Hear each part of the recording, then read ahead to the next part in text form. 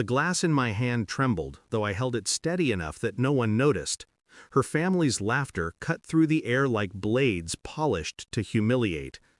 "Disgrace," her brother muttered loud enough for everyone to hear. My wife didn't correct him. She never did. I watched her sip wine, her lips curved in a smile meant for others, not me. The party was for her sister, another promotion, another step upward.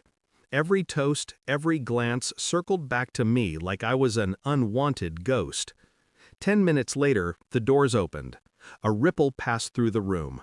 Her CEO entered, his presence swallowing the air. He moved with certainty, scanning faces until his eyes found mine. He crossed the room, ignored the others, took my hand with both of his. "Well," he said, loud enough to silence them all, "if it isn't the owner of the heritage!" The room stilled.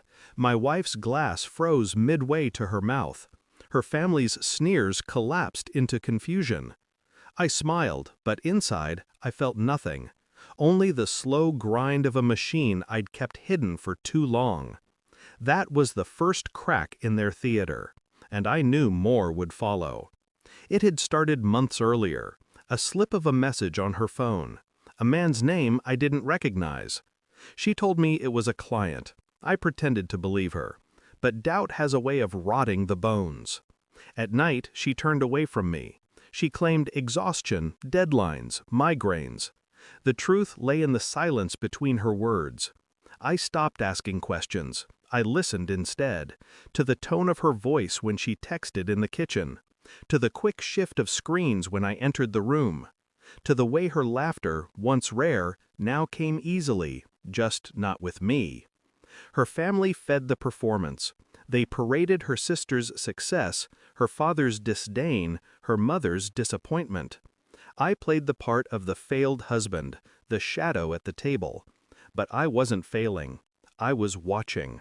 I started small. Phone records, numbers traced back to hotel chains, receipts she didn't know I saw, a lipstick stain on a shirt that wasn't mine but smelled faintly of her perfume. I said nothing.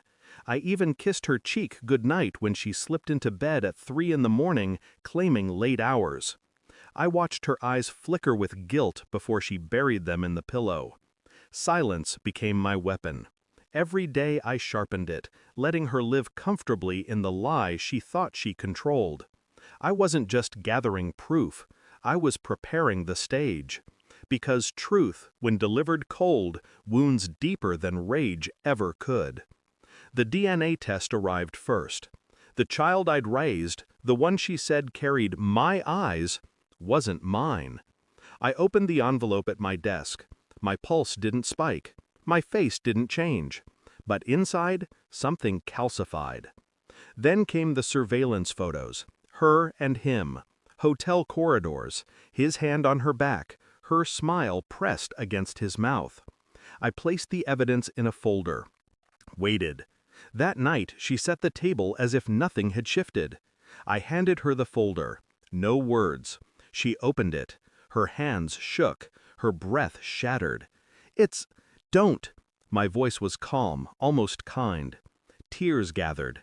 She reached for me, but I leaned back, untouched. For the first time, she understood. I wasn't blind. I was deliberate. The promotion party was perfect. Her family's stage, their audience of admirers, the glow of her sister's triumph. And then, her CEO's words, owner of the heritage. They didn't know. I had purchased the company's controlling interest months ago, quietly while they laughed at me. The man she betrayed me with? A senior partner. His future now hung by my decision. I met her eyes across the room. They widened, begging for secrecy, for mercy. I gave her neither. When questions swirled, I answered with measured calm, "Yes, I finalized the acquisition last quarter. The board will be restructured soon." I watched the blood drain from her face. Her family finally saw who I was. Not a disgrace. Their executioner. She followed me outside after the party, breathless, desperate. "Please, don't ruin me. Don't take everything." I turned, studied her face, once the center of my life, now only a mask I no longer believed in. "I'm not taking anything," I said. "I'm simply giving you back what you gave me." Her lips parted, searching for words. None came. I left her there, trembling in the night air, clinging to the ruins of the empire she thought she owned. Walking away, I felt lighter. Not free, freedom is too soft a word. Clear, detached, untouchable. Because the cruelest truth is simple. She destroyed herself.